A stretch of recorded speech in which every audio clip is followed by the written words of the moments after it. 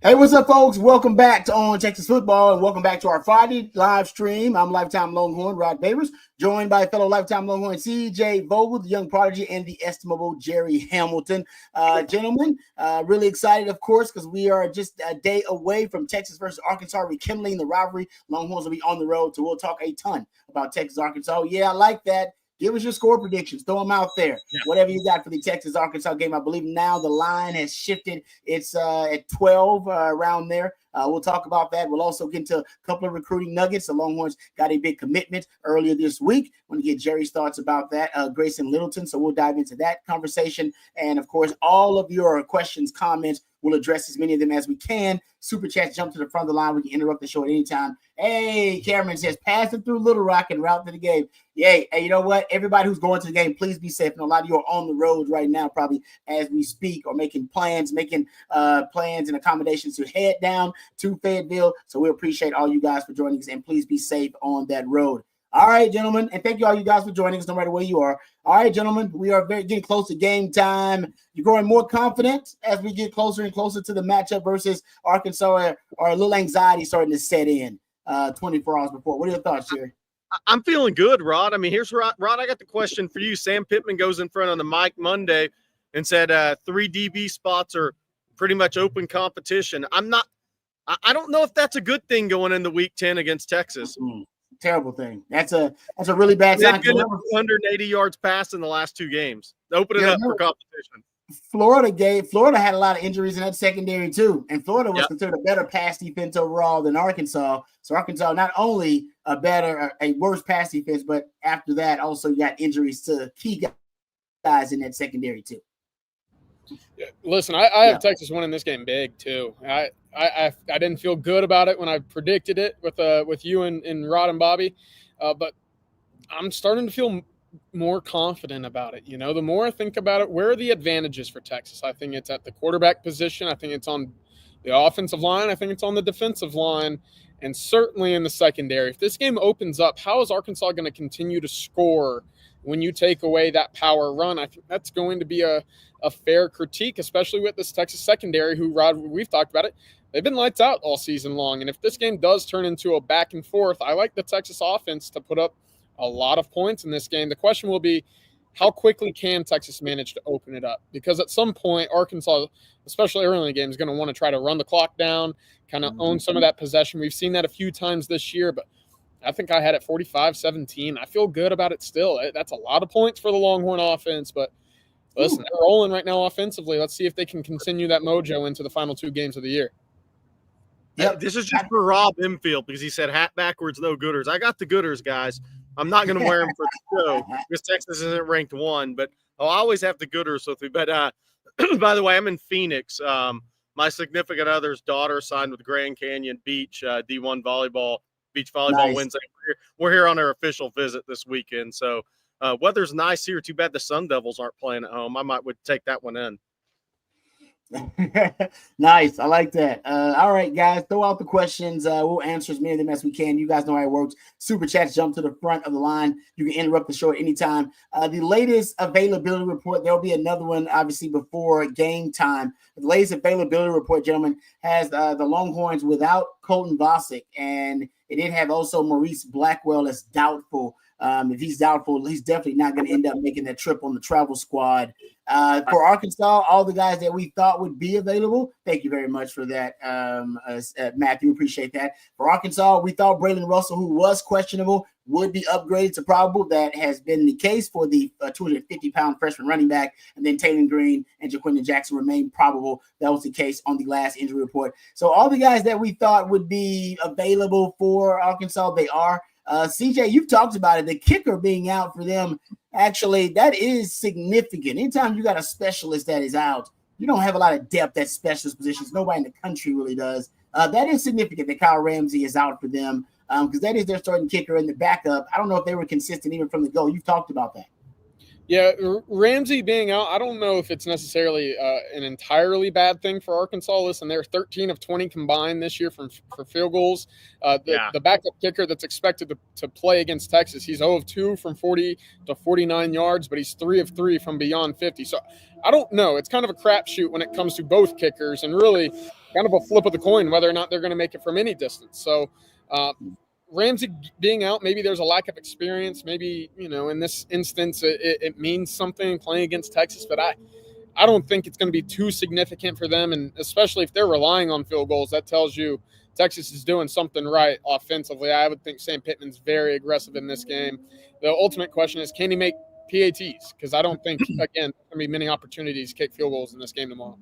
What's a crazy stat about Arkansas, guys, is maybe not crazy, but we're talking about the game, right? They're second, CJ second or third in total yards per game in the SEC, but 97th in the country in red zone scoring. So, Rod, it's almost a Texas reverse last year offensively. And then from 40 to 49 yards, CJ pointed out the backup kicker. I think the starting kicker, Ramsey, was maybe 3 of 8 or 3 of 9 from 40 to 49 yards. So anytime they get inside the 40, man, they seem to stall out this year. And they have 14 fumbles at the quarterback position, Rod. I mean, that doesn't mean loss, but 14 fumbles in 9 games, plus 7 interceptions. The right tackle's going to have issues with Colin Simmons. 100%. Saturday, by the way. Big time. Yeah, no, I remember you, CJ, listing or bringing up the fact that they had 22 fumbles as a team. And hell, I believe half of those fumbles have come just from Taylor, from Taylor Green, if I'm not mistaken. He's had half of those. That should be, to me, I know and Sark said he's the most dangerous threat they faced at quarterback. I totally agree with that. But we should see some balls on the ground in this game. CJ, you talked about the 22 fumbles they've had on the season. Only Oklahoma has more in college football, and Texas got the ball on the ground against Oklahoma. That should be the case in this game. How many turnovers do we think the Texas defense will get in this game? Because that is one thing that I think Arkansas struggled with, getting to Jerry's point. They have been a little careless with the football at times, and the Longhorn defense is now starting to hit their stride when it comes to how opportunistic the defense is. 14 interceptions on the season, leading the SEC. Yeah, what is it? 7 turnovers in the last 2 games when you count the failed 4th down. I mean, they've done a really good job of being opportunistic defensively. I like 2 turnovers forced against this team, though I could certainly see more. It's tough to predict turnovers, especially fumbles, because fumble luck's a real thing. And Arkansas, having having fumbled the ball 22 times, I believe they've recovered 8 or 9 of them. So it's not necessarily a dead set giveaway when the ball's on the ground for them. I think by now their offensive line has become pretty keen to when the guys are running, trying to gain extra yards, be on the lookout for a ball squeaking out of that pile, because it tends to happen more than not. What's going to be interesting, though, is when you combine those turnovers with negative plays and sacks specifically. Taylor Green, for as athletic and as mobile as he is, still gets sacked relatively often. Only 2 other teams in the SEC have allowed more sacks per game than Arkansas. And that's coming with an athletic quarterback that can evade and elude. It's not a dead giveaway. Only Oklahoma and Mississippi State are the 2 other teams in the SEC that have allowed more sacks per game. Texas played both of them and combined for 11 sacks in back-to-back weeks. So look for an aggressive pass rush to get after Taylor Green, get that ball on the ground. And like you said, Jerry, I mean, Blackshear, the right tackle, I think he's in for a long day. 29 pressures allowed this year, 5 sacks. Hey, by the way, on that point is that tells you how much the Arkansas offensive line struggled in pass pro. They have a downhill running game, Rod. They have 2 athletic quarterbacks, and they're still giving up a lot of sacks. That means your offensive line really struggles in pass pro, because that should not marry that way.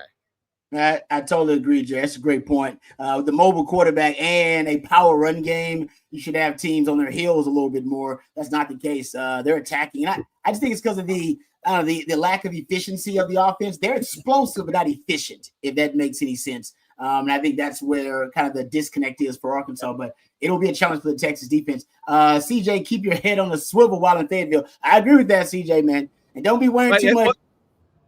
CJ, I got a request though. If there's like a statue of a Razorback, put the On Texas Football hat on the head, take a photo, and tweet it out. You got to do it. Hey, by the way, don't get caught. DJ Dog 31, Arkansas still have a Piggly Wiggly grocery stores. I don't know, but there's got to be a Bobby Petrino joke in there somewhere. Piggly Wiggly. I know they're still in like Louisiana. I don't know. I hang out in Arkansas, but I go to Louisiana quite often. And there's some Piggly Wiggly still down there in Louisiana. I know that for sure. All right. Thank you guys for the questions. We'll get to some of them here in just a second. But first, let's thank our sponsor, our good friends over at 40 Acres Apparel. As a matter of fact, I'm wearing 40 Acres right now.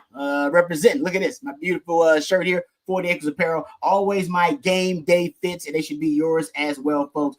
Check out 40 Acres Apparel. They have a great selection over there at the University of Texas Co-op. And right now, let me tell you about the University of Texas Co-op and our good fans at 40 Acres Apparel. University of Texas Co-op is a nonprofit and has been serving the Longhorn community since 1896. Every penny of profit directly benefits course material scholarships. In fact, over 7,000 students receive free course material scholarships in the 23-24 academic year. 40 Acres Apparel was born in DKR, designed and built exclusively for the University of Texas and Longhorn Nation. Go down to the University of Texas Co-op and go to universityoftexascoop.com and get geared up with 40 Acres Apparel. Great designs, fashionable, high-quality materials, SPF 50, moisture wicking. It's just a fantastic product. I know this because I was wearing it way before our partnership with 40 Acres Apparel. I was wearing it before we started working with On Texas as well. It is my go-to game day gear, folks, and it should be yours too. Looks great and feels great, and more importantly, you're doing a lot of good by supporting 40 Acres Apparel, because 40 Acres is also a proud sponsor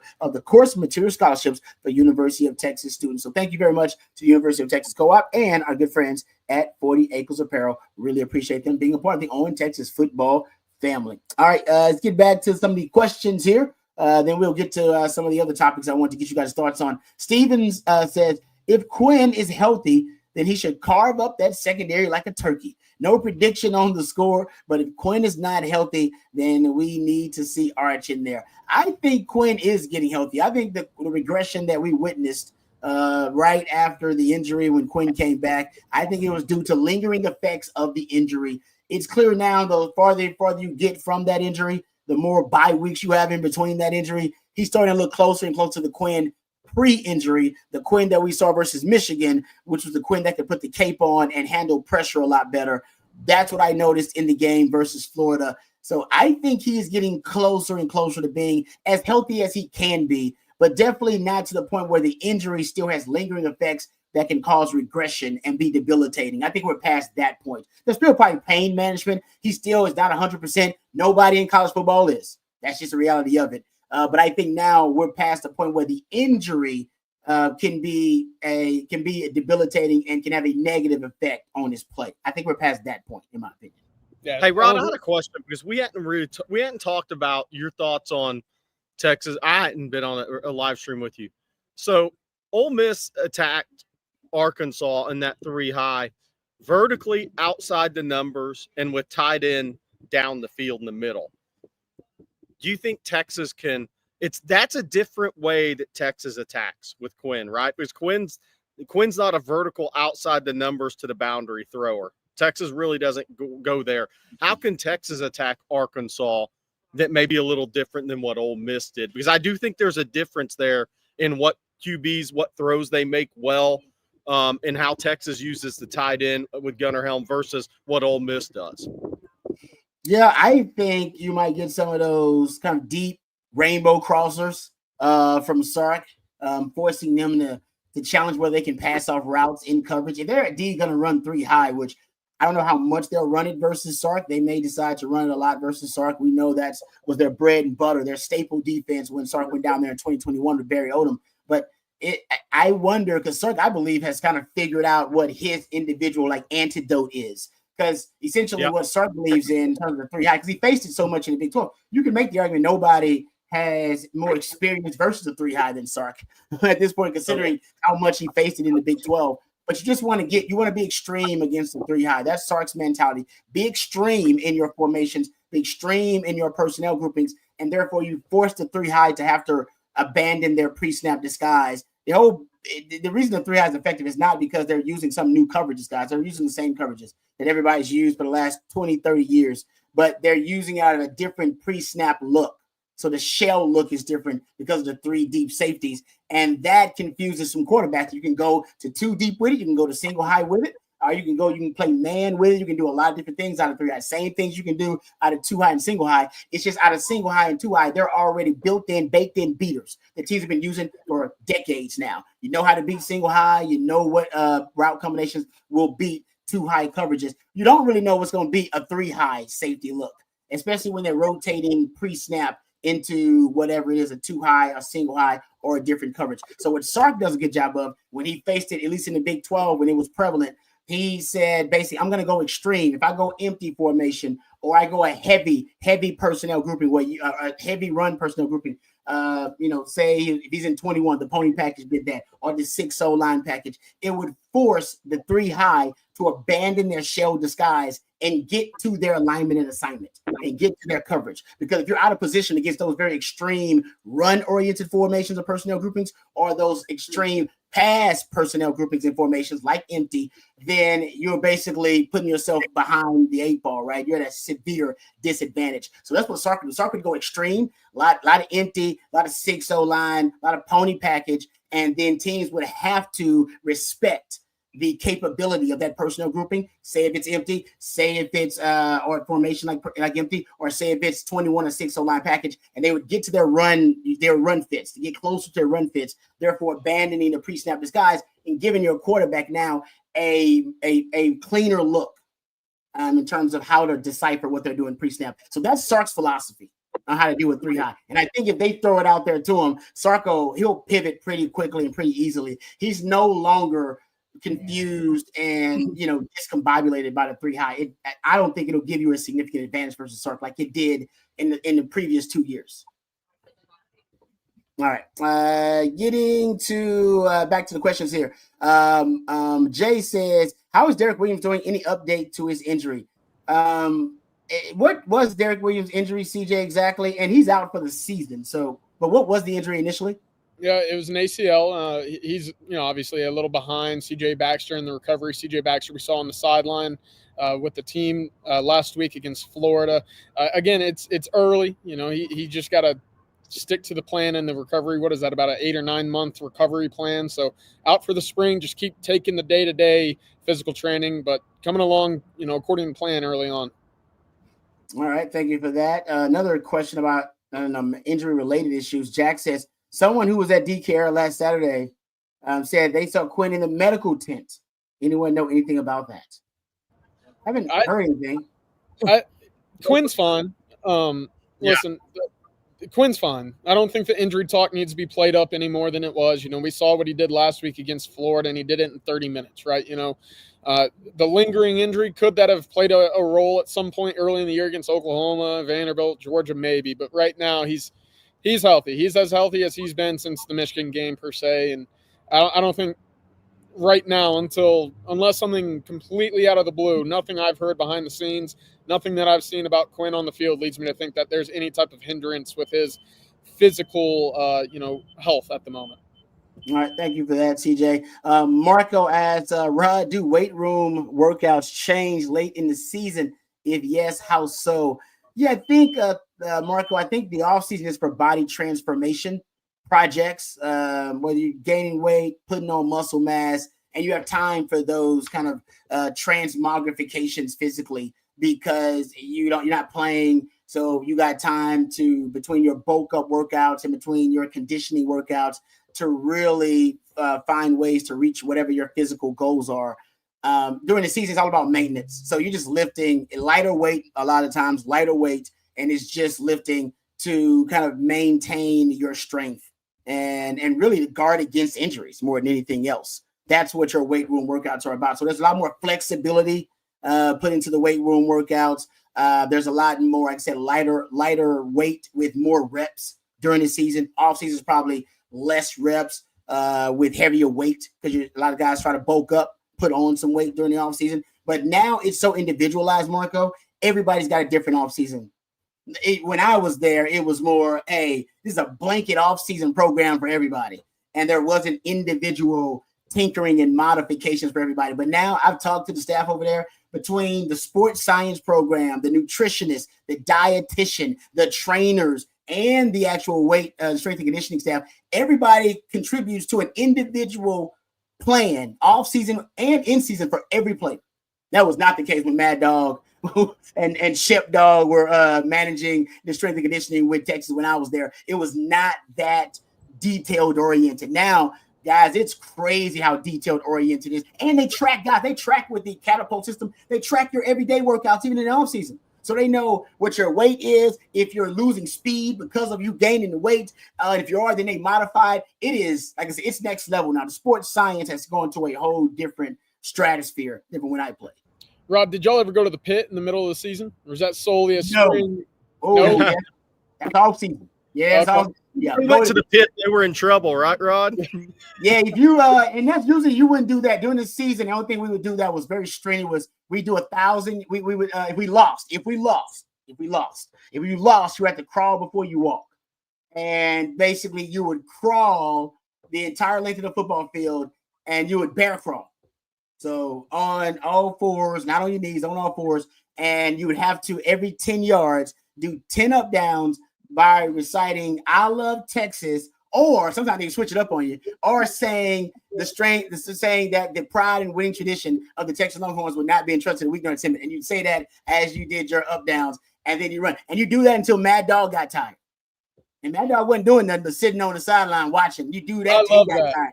Oh, yeah. Well, every time we lost, and trust me, I remember them all vividly. And honestly, a lot of guys, this is probably not even legal these days, but honestly, Mad Dog would go into guys either threw up or guys started just dropping, like just being carried to the side by the training staff. And that was his sign, like, all right, you know what, maybe they've had enough. And so we would do that during the season, but only when we lost. That was the most, I would say, challenging physical exertion that we'd have during the season. But it was when we lost, and Mac wouldn't even it was like Mac couldn't watch his team be punished like that, so Mac wouldn't even witness it. He wouldn't be nowhere around. It was like those parents who can't watch their kids cry or their kids get punished. So one parent does all the discipline. That's how it was. Like Mad Dog would do the discipline and Mac would just walk away and come see us later on. That's usually how that worked out.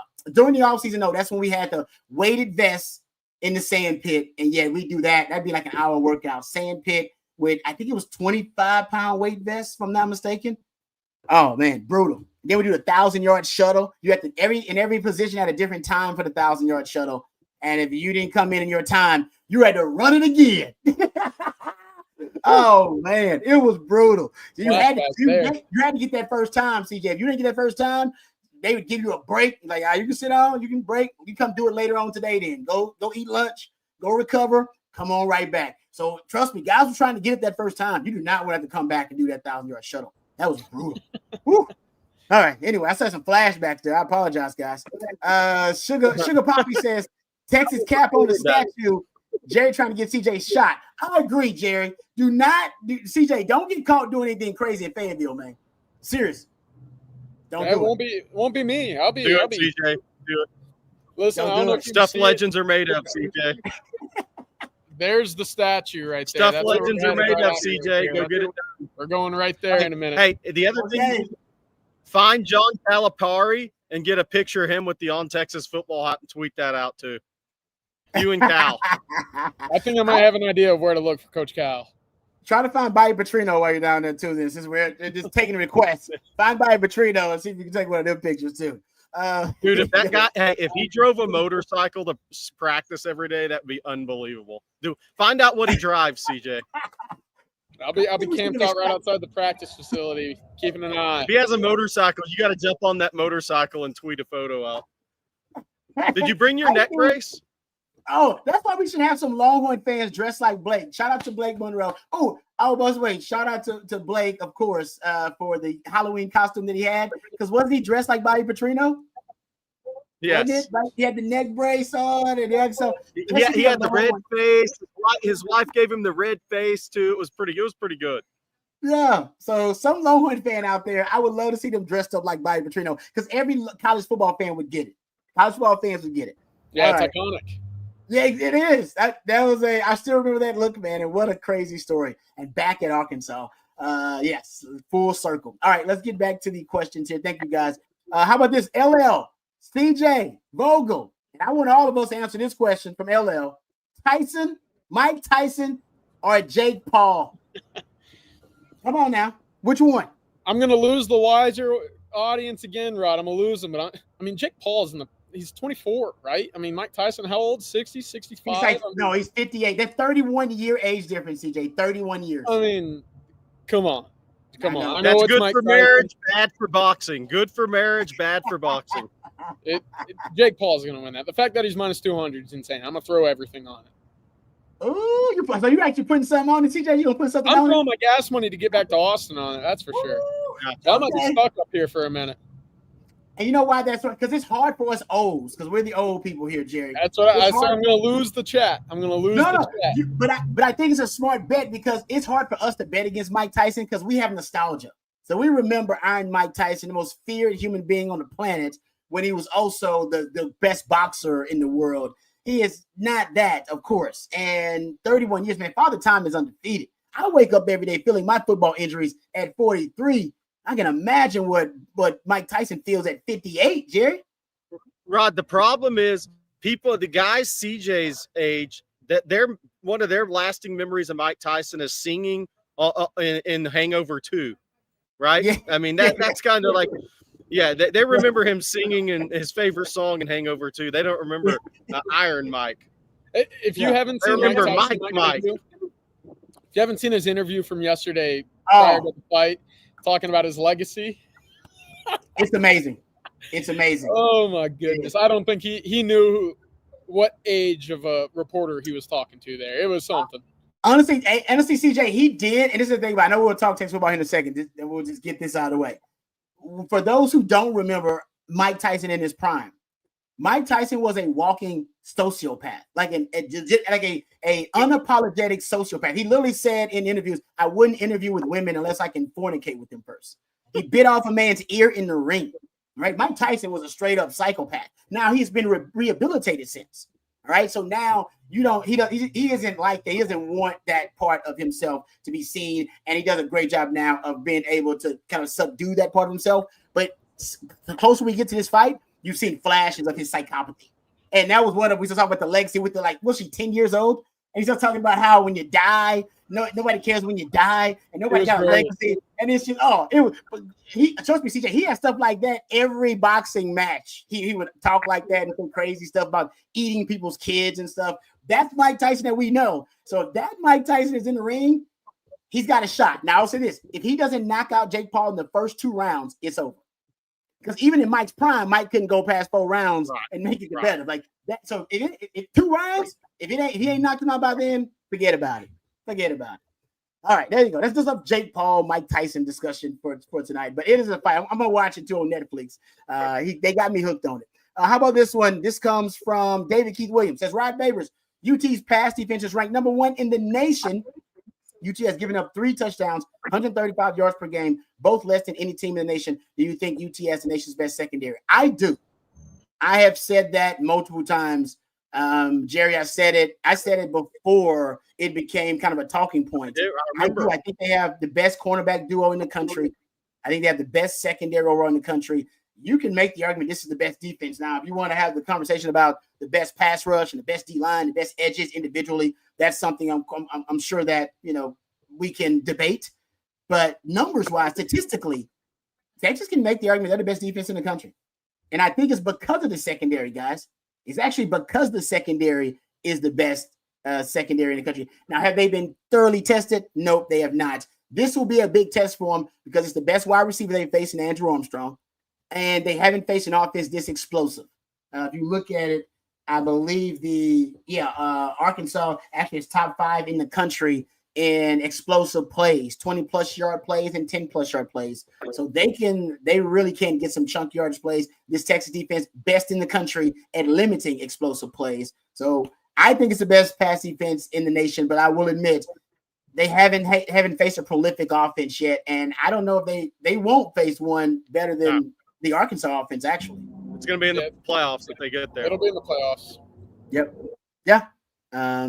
Listen, I think 2 things can be true. They have not been tested. That's true. Correct. They have not been thoroughly tested. Correct. But also true that I think they are as good as their stats would reflect. I think they are that good. I mean look, Jade, and I'm not Jade Barron's up for the Thorpe, right? And I get it. But Rod, Manny Muhammad's never challenged. That means you have a tremendous corner on one side of the field. And Johnny Barron makes all these plays, but Manny Muhammad still isn't even tested, really. I mean, everybody's going to give up a catch now and again, but teams don't go at him. I can't give a bigger compliment to a player than nobody goes your way. It's like high school football when you have a really good corner and nobody goes their way. Well, that's the way it's going in college against Manny Muhammad this year. That says a hell of a lot for Manny Muhammad. I agree, Jerry. That's a great point, man. I got to go back and look at targets and see, but I'm with you. My test tells me that Malik Muhammad gets challenged just probably less than Janae Barron gets challenged. And I wonder if that is something that I remember when I was playing, I was the other corner. I remember being that guy because I played with Quinn Jammer. I played with Nathan Basher. Why would you want to throw away Quinn Jammer, a guy that was drafted in the top 10? Why would you want to throw away Nathan Basher, a guy who's the all-time leader in interceptions here at Texas? You don't want to do that. You'd rather throw at that other dude. So I was that other dude. And I'm with you. Now it seems like there is no, I guess Jalen Gilbo would be the other guy. You can attack the slot if you want to. But that would be interesting to see with Andrew Armstrong because the passing game runs through him. Do they try to move him around a little bit? I think they should. I would not leave him out there to be a sacrificial lamb for Janae Barron and Malik Muhammad. I'd put him in the slot and move him around. We'll see if Bobby Petrino decides to do that. AR, I like the Texas secondary nickname, Area 512. All right, that ain't bad. Maybe this is secondary good enough to earn a nickname. That's not bad. All right, like Area 51, Area 51, 2. It's not bad. Not bad at all. Thank you for the super chat there. We appreciate it. Getting back to it here, Football Texas says, on Texas football, at this point in the season, the players obviously get stressed physically, but what is a player's mental stress at this point? That's a good question. I mean, every player is going to be different. Every player is dealing with something, a different challenge, whether it be something personal you got going on. Don't worry, there's still academics. We don't talk about it here, but some guys are really stressed academically. Like some guys, it's no big deal. They take care of school. They can handle it. They time management is not a problem for them. But for other guys, time management is a huge issue. They got to go get extra help for academics. So that's more time. Now NIL is added stress. We didn't have NIL when I was there. It's NIL obligations. You're getting paid. Yeah. NIL obligations. You got an agent now to help you get NIL deal. Yep. You better have a tax person too. So with your taxes, because now you're paying taxes on top of all that. No, it is. I'll admit there's a lot more stress on these guys mentally than it was when I was playing. And it was a lot on my plate when I played. Now they feel like they got like double that, Jerry. Yeah, no doubt. I mean, it's a lot. And as far as the mental stress, here's where I think Georgia's going through it right now because they're in a must-win game to keep their playoff hopes alive against Tennessee Saturday. I think they're going to face some on-the-field mental stress.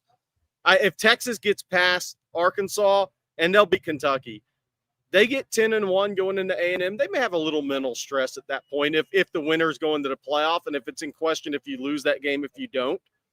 I agree, Rod, the off the field part. On the field, I think if they're going to hit it, it's going to be if the A&M game is like winner go home type of game. If that's the way it ends up, then you start to feel a little different. There's no way anybody can convince me Georgia's not feeling that this week when they play Tennessee. And I think they're going to win the game. But that's a different pressure. I mean, you were in a Colorado game, right? The winner goes to the national championship. It's a different pressure. I agree. Yep. And not everybody responds to that pressure well. And that happened to us in that game. And I think it happened to Texas during the Georgia game. I don't think everybody responded well to the pressure of that, the magnitude of that moment. So you're right, Jay. That Texas A&M game is going to be another test along those lines. Big game, national game will be, depending on how the Aggies finish the season, there will be SEC title implications as well. So that's a good point, Jerry, about the on-the-field stress factor. And I always thought that, that's on the coach. A lot of that is on the coach, right? The coach and the quarterback, because how they handle stress is really a lot of times how the team is going to handle stress. I love Mac Brown, but Mac Brown at times before Vince Young, he coached tight. He coached scared. And I'll admit that as a player, I saw Mac evolve as a coach once he got VY on board. And then there was a looseness and a courage to that team after he got VY that I think turned him into a Hall of Fame coach. And I think a lot of that is on how do your leaders handle that pressure and everybody else kind of falls into place with that. And I think Quinn actually taking the stress, CJ, that dude's dealt with a lot of stress this year between the Arch Manning stuff and the injury. That's a lot of stress on the QB. A lot. Yeah, that might have more than anything played a role into why he was so skittish coming back from injury, and having to look over your shoulder, hearing the loudest applause of the day whenever the backup quarterback's coming in, that can't weigh lightly on your psyche, especially as the quarterback of a team that's ranked top 5 in the country, and everybody's kind of hoping and pushing the fast forward button to get Arch on the field, right? That can't feel good if you're Quinn Ewers. But Rod, to your point about building off of a head coach for big games like this, I have to imagine at some level that cool, calm collectedness of Quinn Ewers is going to help kind of ease the team down, right? That it'll ease the team down until the ball's kicked off, and then it is up to the quarterback, in my eyes, on the field to get your team pumped up, right? You see Tom Brady running down the field 120 yards, fist pumping, getting the crowd fired up. You see, Mahomes. Excuse me, and you see quarterbacks in different ways start to elevate the mentality or the mood of their team. Can Quinn do that when they go to College Station? Can he do that at all this tomorrow against Arkansas as well? Yeah. Hey, Rod. Hey, I got to get out of here a few minutes early because I got some official visit obligations starting. So I wanted to hit on some recruiting questions real quick. Go ahead. Living rent-free, where does Texas currently stand with Joseph Mbaktu and Kellen Wiley? Look, I can't say I know for 100% on Kellen Wiley, but I'm going to go off a conversation that I had with somebody close to the recruitment earlier this week.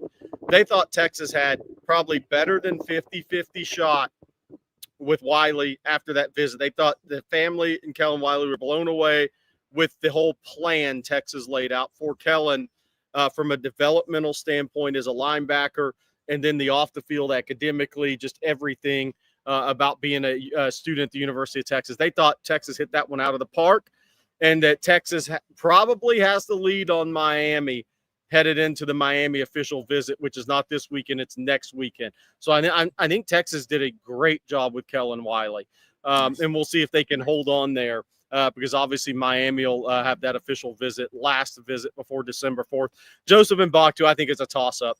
I think Kenny Baker's done a really good job there. I think there's a couple of connections that are good for Texas in that recruitment, but I do think NIL's become a major part of that recruitment.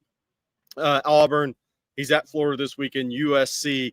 There's a lot going on with that most of these D-line recruitments are. So you just got to kind of, I jokingly say, gird up your loins. I mean, these are battles for these guys, man, because they're so coveted. But I think Texas is doing a great job in the Mbaktu recruitment. I can't say which way I think it's going to go right now because, the NIL is definitely a piece of that recruitment. And Michael Simpson asked this. And by the way, CJ and I would say the same thing. Texas still is in a very good spot for Michael Terry. What's interesting is Grayson Littleton's commitment yesterday to Texas, I think is going to end up solidifying. If Texas can close out on Michael Terry, Littleton and Terry would push Texas to like the number 3 or 4 ranked class. That's going to ensure they sign a top 5 class because the other guys left on the board are all 4-star high 4-star prospects, and maybe even something happens with a flip late of a really highly ranked prospect. We'll see on that. So if Texas can close Terry with Littleton, they're going to be probably ranked 3 in recruiting headed into those last few pieces.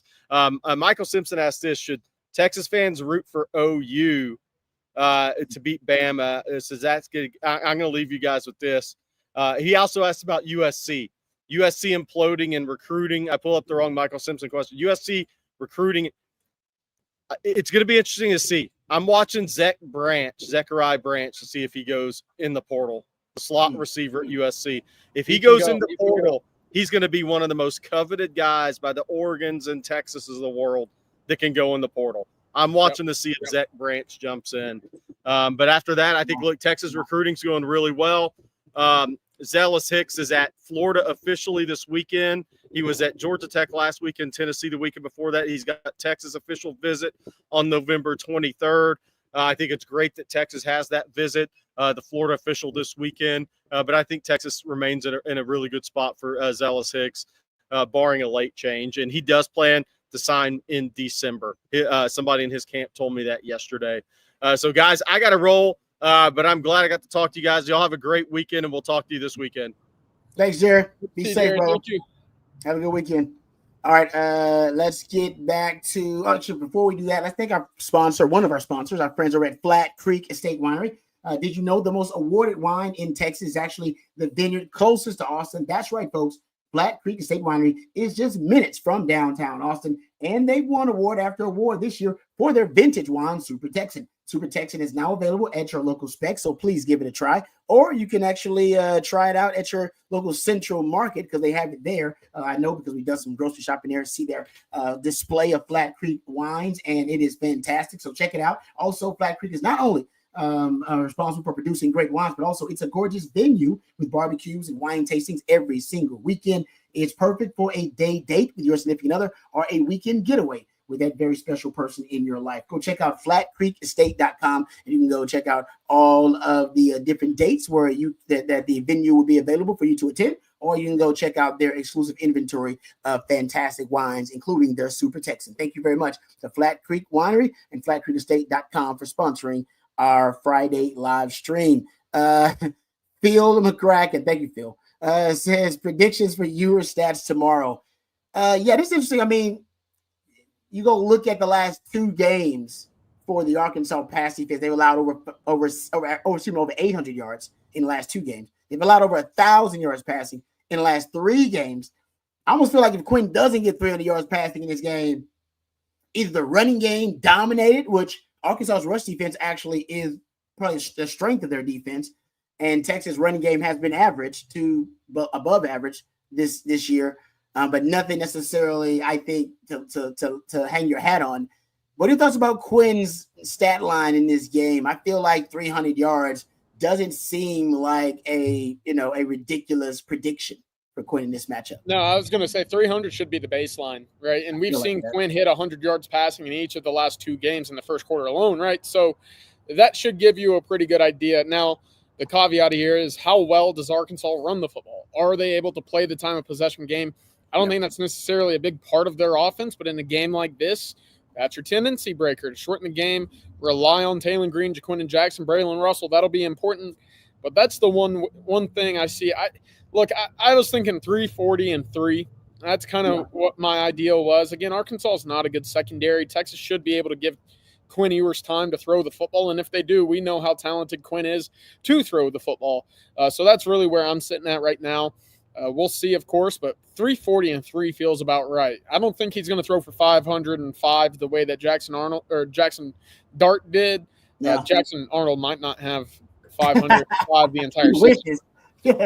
My point being, 340, 350 feels about right for Quinn Ewers tomorrow. Yeah, I'm with you. I feel like 300 is fair, and I think most of us have him scoring in the low to mid 30s. I think you got him scoring like in the 40s, don't you, CJ? Yeah, I got quite the score prediction, right? I think it was 45-17. I think I'm going to rock with it. And if it's one of those situations where it's 35-10, which I think is likely, I mean, it could get ugly. I think it will. And that goes to Rob's point here. Rob Infield says, as Quinn goes, so goes Texas. Yeah, the slow starts are usually because the offense hit a snag early or got off to a slow start, some self-inflicted wounds, or Quinn got off to a slow start. Now, in the game versus Florida, you were on your way to a slow start. Remember, you start off with 4 first downs in a row, but then you end up getting the tackle for loss on Trey Weiser. Then you get the sack, and then you miss the field goal. And then you start off the next drive with 2 incompletions and then a scramble by Quinn to get you in 4th and 1. And honestly, it was just Sark's stubbornness and Sark's testicular fortitude was the reason that you did not start slow. Because Sark refused to start slow. Because I think Sark understands that if the Texas offense starts slow, it can change the entire complexion of the game.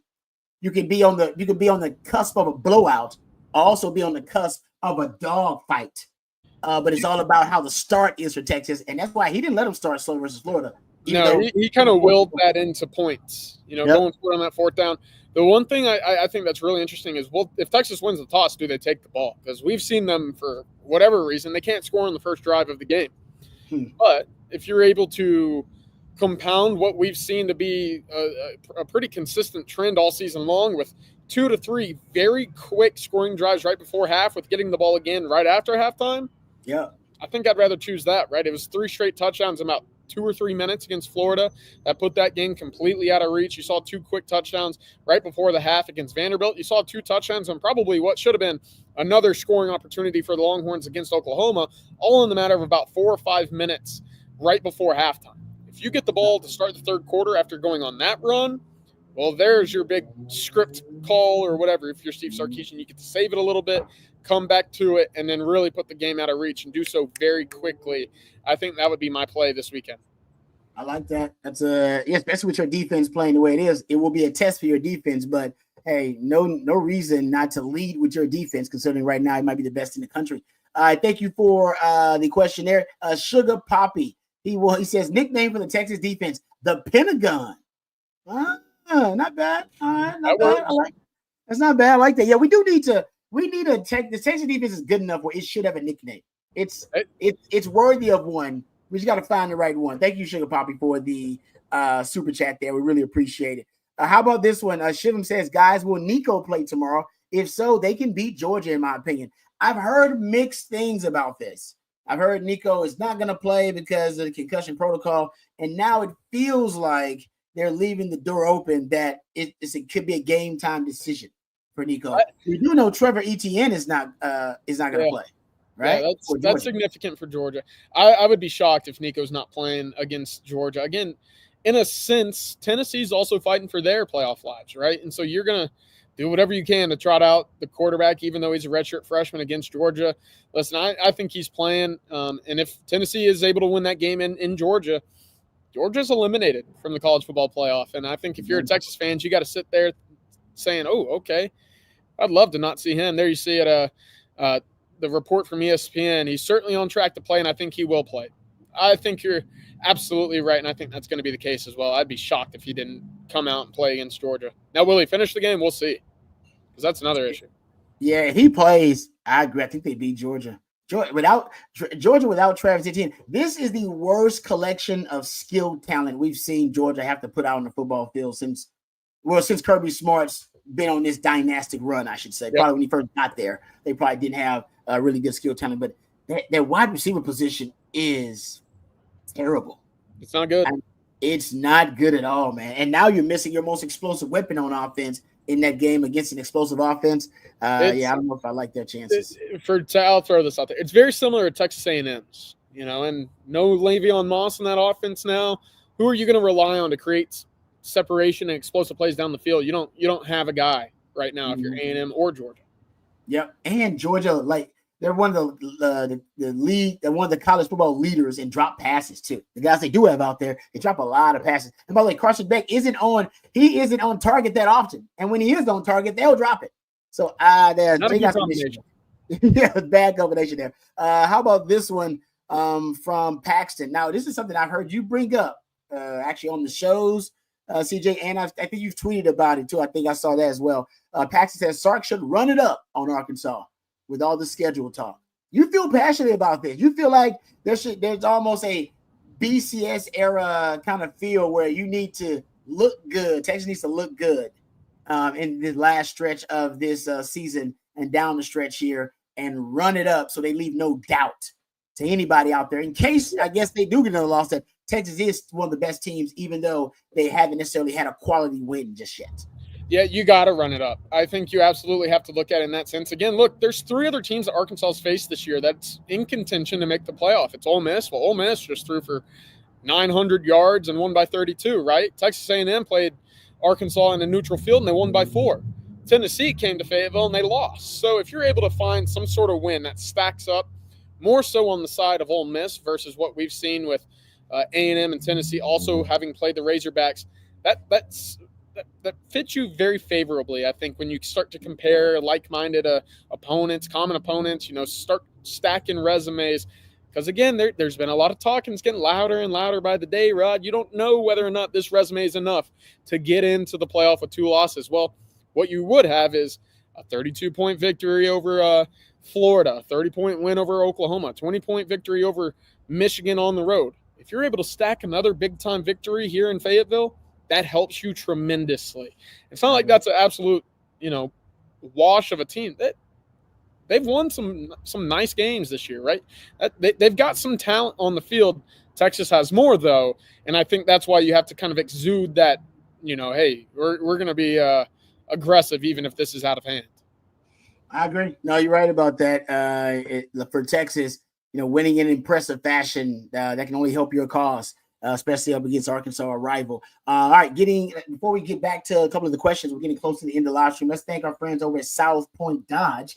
South Point Dodge is a proud sponsor, and we're proud to have them as a part of our own Texas football family. Make sure you get to the point this season. You can score an easy extra point with our friends over at South Point Dodge. South Point Dodge has over 600 vehicles in stock right now, including an amazing selection of Ram 1500s, 2500s, and 3500s. Whatever your truck needs, South Point Dodge is the one-stop shop. Score big today at South Point Dodge with a great deal happening on Ram 2500s. Right now, they have over 50 of them, 50 Ram 2500s right now, all marked down with huge savings over at South Point Dodge. Go to southpointdodge.com and you can go see their fantastic inventory online there, or you can go check it out for yourself in person off of I-35 in South Austin. You can go check out their inventory and see it for yourself. That's southpointdodge.com. Thank you very much for sponsoring our Friday live stream. Whatever your truck needs, South Point Dodge is the one-stop shop. So South Point Dodge, Austin's automotive everything, southpointdodge.com. All right, getting back to the questions before we get done with the live stream here. Todd says, glad the game is at 11 a.m. Amen, brother. Yeah, because I think there's an extra emotional charge if it's anytime later or you get a primetime game like Sark had to deal with in 2021. And I'll throw out there, listen, Arkansas fans are so devoted, I wouldn't doubt they're pulling all-nighters just so they can just say, you know what, to hell with it. We ain't going to have to get up in the morning. We're just going to go all night, and then we'll be rowdy and ready to go. The key is to get to football as soon as possible if you're Texas. Because if you have a slow start, or there's a turnover early, or if they get a score early, big plays early, it's just going to juice the crowd, and it's going to keep the emotional charge at a high, at a fever pitch, pretty much. As soon as Texas starts making plays, as soon as Texas forces a 3 and out, that emotion will dissipate quickly. I've talked to some Arkansas fans, and CJ, they don't have high expectations for this team. As a matter of fact, there are a lot of them. They are some people saying they're having a hard time suspending disbelief with this matchup. It's hate week for them.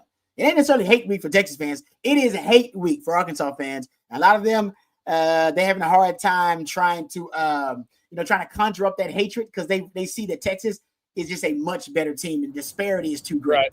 Yeah, right. Look back to 2021. That muffed punt that Arkansas had and Texas, tried to return for a touchdown. I think they were out of bounds and it ended up being Arkansas's ball again. I believe that was the first or second drive of the game. I remember sitting in that stadium thinking, "Ooh, it's dead quiet. There is no momentum right here. Texas just got the ball on the 4-yard line." Come to find out, things didn't go Texas's way that well that week. And when it didn't, well, that stadium got buzzing and their hatred for Texas really started to show, and that juices up the team a little bit. So get up early, don't let them have that many momentum opportunities, and that's how you win on the road in the SEC.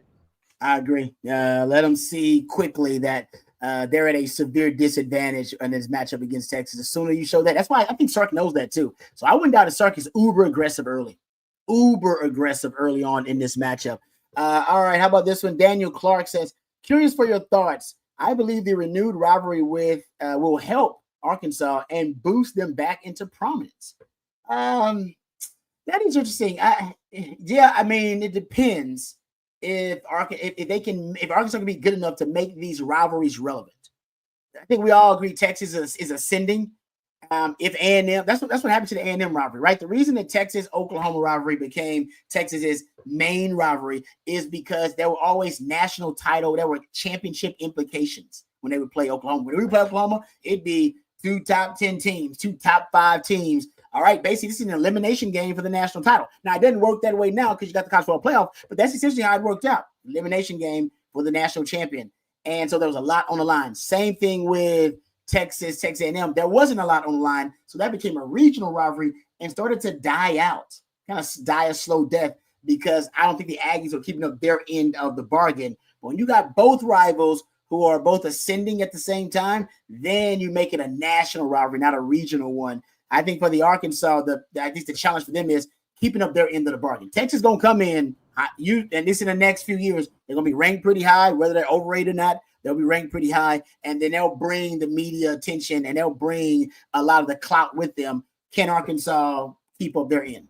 Yeah, can they match that? That'll be intriguing to see. They've played above their weight class this year, right? You know, it was Sam Pittman's coaching for his job. He shouldn't be the coach this year. Well, listen, you win against Tennessee, you storm the field, you have a great time. Now your expectations rise a little bit. You're falling back down to earth. What can you do to get back to what is expected in a Texas-Arkansas game? Can you get back to that level?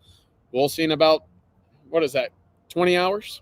Yeah. I will say this. They are doing a great job of kind of uniting the booster base and inspiring them, because Jerry Jones, apparently, now this may be just for basketball, I don't know if this is football. I assume it's with all the NIL opportunities, but Jerry Jones is back in the fold. Apparently, the Tyson Foods folks, big contributors there with Arkansas. The Walmart people. I mean, Arkansas's got some money associated with it to make noise in the NIL space. You got some billionaires. They got some sugar daddies there. Do they want to invest in the program? Because they definitely have some of those resources. That's something to keep in mind. All right. Thank you for the question there. Let's get back to a couple here before we get out of here. Todd says, what kind of offensive schemes will Sark deploy against this defense? That's interesting. I think, listen, Texas is a pass-first offense, period. And they're a yak opportunity offense. They're top 5 in the country in yak yards after the catch. This Arkansas defense allows the 9th most yards after the catch in the country. And so all those swing screens and the detached screens and the quick hitters on the outside, honestly, that's what Texas likes to do and what they're good at. It's what Quinn's good at. And that's what Arkansas struggles against. So I think, number one, you still going to get a lot of the quick hitters you've been getting just to test if Arkansas can tackle guys in space. You gave the stat last week, CJ, about Florida and their tackling woes. They were, 95 missed tackles or something like that going into that game. Yeah, it was a lot. And Sark tested that, right? A lot of the big plays came on what? Just one missed tackle. Guy's gone. And whether it be Trey Wisner or whether it be Jay Blue or whether you're talking about Isaiah Bond. So I think Sark will test that, and I think you'll start to see a lot of the same schemes. I think you'll get the deep ball back. Last week, Texas should have been 4-5 throwing those deep passes with Quinn, but you had 2 bobbles or at least 1 drop, 1 bobble with DeAndre Moore, so he was 2 of 5. But 4 or 5 were on target, like right on the money. And I wonder if in this game, since we saw Jackson Dart have success throwing the deep ball, if you'll get the deep ball back for Quinn in this matchup too. So sure would be nice to see. I agree. Yep. All right, let's thank our friends over at 40 Acres Apparel before we end our live stream. Our friends over at 40 Acres Apparel and the University of Texas Co-op, proud sponsors of our Friday live stream here, and we're very grateful for them for being a part of the On Texas football family. The University of Texas Co-op is a nonprofit and has been serving the Longhorn community since 1896. Every penny of profit directly benefits course material scholarships. In fact, over 7,000 students receive free course material scholarships in the 23-24 academic year. 40 Acres Apparel was born in DKR and designed and built exclusively for the University of Texas and Longhorn Nation. Go down to University of Texas Co-op or go to universitytexascoop.com and get geared up with 40 Acres Apparel. Great designs, fashionable, high quality, SPF 50, moisture wicking. It is an amazing product. I know this, folks. I was wearing it way before I started working with On Texas football, way before we started our partnership with 40 Acres Apparel. I was wearing it. I got my closet full. It's my game day fit every game week. And I got to tell you, it's comfortable, it's cool, the fabric is fantastic, and you got collar integrity with 40 Acres Apparel. So go check it out. Looks great, feels great. 40 Acres are a proud sponsor of the course material scholarships for the University of Texas students. So thank you very much to 40 Acres Apparel and the University of Texas Co-op. All right, thank you guys for all of your questions and participation today. Really, really appreciate it. Well, CJ, don't get in trouble. If you can't do it without getting away with it, don't go trying to put On Texas football hats and shirts on. It's Arkansas a business trip, Rod. We're here for work. We're here for work. I'm just saying, because unless you got Longhorn faithful with you, they got your back. If they got your back, then go do it. Don't be doing it solo, man. I don't want to hear no crazy stories. Arkansas folks they're pretty rowdy. They're a rowdy group. Yeah, there you go. That's the way to spin it. All right. Thank you guys for all of your participation, all the questions and the super chats. Thank you to Jerry for joining us. Thank you to Matthew behind the scenes. He's a real MVP. Thank you to my man CJ as well. And our sponsors, 40 Acres Apparel, University of Texas Co-op as well. Also, thank you to Flat Creek Estate Winery and thank you to SouthPointDodge.com. And we'll be back tomorrow, of course. And tomorrow, game day. Do we have that game day schedule? Can we throw that up there, Matthew, for the folks out there? We need to see the game day schedule for tomorrow. Boom! That's why Matthew's a real MVP, folks. There you go. You got the Saturday Convo at 7 a.m. You got Texas Tailgate starting up at 9:30 a.m.